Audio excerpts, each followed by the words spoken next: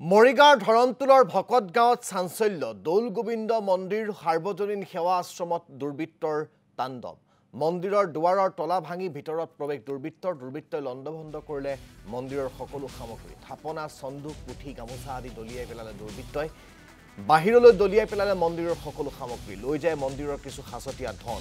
ঘটনাস্থলীত উপস্থিত হৈ আৰক্ষীৰ তদন্ত আৰম্ভ দুষ্কৃতিকাৰী শীঘ্ৰে কৰায়ত্ব কৰি শাস্তি প্ৰদানৰ দাবীত সৰব হৈছে স্থানীয় ৰাইজ শ্ৰী শ্ৰী দৌল গোবিন্দ মন্দিৰত আজি পুৱা 4:30 মান বজাত এটা বৰ ঘটিব নলগা ঘটনা ঘটি গ'ল কোনো দুষ্কৃতিকাৰীয়ে আহি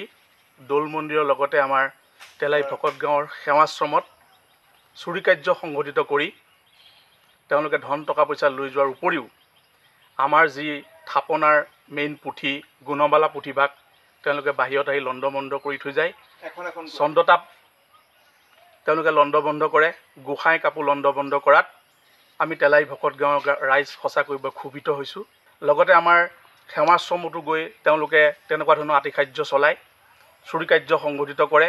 সেৱাশ্ৰমৰ মেইন থাপনা তেওঁলোকে ধৰে থাপনাত ধৰি তেওঁলোক তাৰ পৰা কাপোৰ কানি আনি বাহিৰত পেলাই থৈ যায় গতিকে আমি চৰকাৰ প্ৰশাসনক আমি দাবী জনাইছোঁ